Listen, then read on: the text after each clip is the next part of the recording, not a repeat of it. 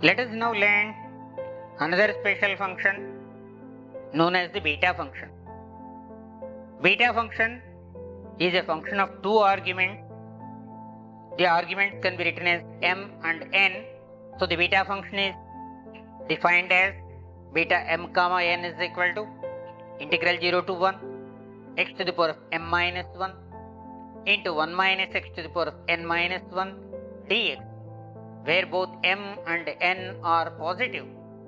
Before we learn anything further about the beta function, we notice that the beta function is symmetric in its argument. That means beta m comma n is same as beta n comma m. For this, we start with beta m comma n, that is integral 0 to 1 x to the power of m minus 1 1 minus x to the power of n minus 1 dx. Substitute 1 minus x is equal to y. Then minus dx becomes dy or dx becomes minus dy. When x is equal to 0, y becomes 1. When x is equal to 1, y becomes 0. So the earlier definition now can become integral y is equal to 1 to 0 1 minus y to the power of m minus 1 y to the power of n minus 1 into minus dy. We can use the negative sign to change the limit so that we get integral y is equal to 0 to 1 y to the power of n minus 1 1 minus y to the power of m minus 1 dy. This is a definite integral. The variable of integration is a dummy argument. So this is now defining the beta function with arguments n comma m. That means it is same as beta n comma m. So we got the relation beta m comma n is equal to beta n comma m. That is, the beta function is symmetric in its argument. To understand or to have utility for the beta function, we also learned an alternative definition for beta function. That means beta function can also be expressed as an integral in terms of cosine and sine functions. This relation or this definition can be taken as an alternative definition for the beta function.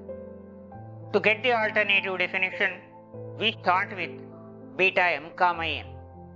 It is integral 0 to 1 x to the power of m minus 1 1 minus x to the power of n minus 1 dx. Then whenever we have got x and 1 minus x, we can use a substitution x is equal to sin square theta or cos square theta. Let us use the substitution x is equal to sin square theta. When x is sin square theta, dx becomes 2 sin theta cos theta d theta. Then 1 minus x becomes 1 minus sin square theta or cos square theta. Then the limit, when x is 0, sin square theta is 0. So one possible value for theta is theta is equal to 0. When x is 1, sin square theta is 1. So sin theta can take the values either plus 1 or minus 1. So by our choice, sin theta is equal to 1. So theta is equal to pi by 2 is a meaningful value. So the integral now becomes integral 0 to pi by 2. Actually we have got x to the power of m minus 1. That means sin square theta to the power of m minus 1. 1 minus x we have got earlier. So cos square theta to the power of n minus 1 multiplied by 2 sin theta cos theta d theta. 2 can be written outside the integral sign. Sine functions can be clubbed together. Cosine functions can be clubbed together. Therefore you can write it as 2 times integral theta is equal to 0 to pi by 2 sin theta to the power of 2m minus 1 into cos theta to the power of 2n minus 1 d theta. So what is the definition we got? Beta m comma n is equal to 2 times integral 0 to pi by 2 cos sin theta to the power of 2m minus 1 cos theta to the power of 2n minus 1 d theta. Because of this symmetry, we can also write beta m comma n is equal to, that means interchanging the positions of the sine and cosine functions, we can write beta m comma n is equal to 2 times integral theta is equal to 0 to pi by 2 cos theta to the power of 2m minus 1 sin theta to the power of 2n minus 1 d theta. Next we shall go for evaluation of integrals of the form integral 0 to pi by 2 sin theta to the power of p cos theta to the power of q d theta. That means we are going for the use of the beta function. What did we want to see?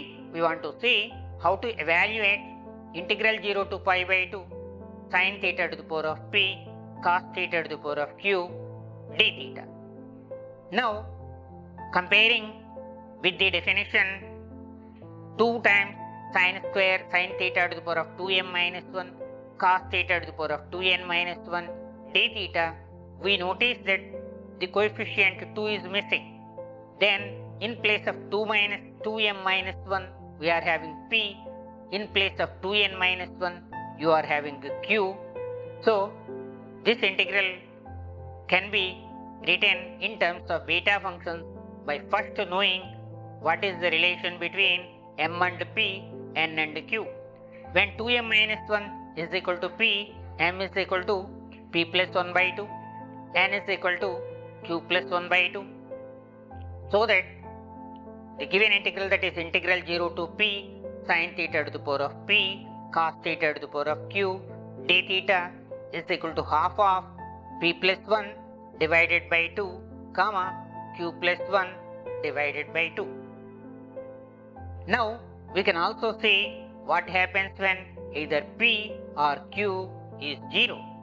That means we can also get values for integrals of the form integral 0 to pi by 2 sin theta to the power of p d theta or integral 0 to pi by 2 cos theta to the power of q d theta. In particular, to get integral 0 to pi by 2 sin theta to the power of p d theta, we notice that q is equal to 0. Therefore, it becomes half of beta p plus 1 by 2 comma 1 by 2. Suppose we consider integral 0 to pi by 2 cos theta to the power of q d theta. That means we take p is equal to 0 here and then the q as it is, so that the integral 0 to pi by 2 cos theta to the power of q d theta is equal to half of beta with argument 1 by 2 comma q plus 1 by q. Now we shall learn a relation between beta and gamma functions.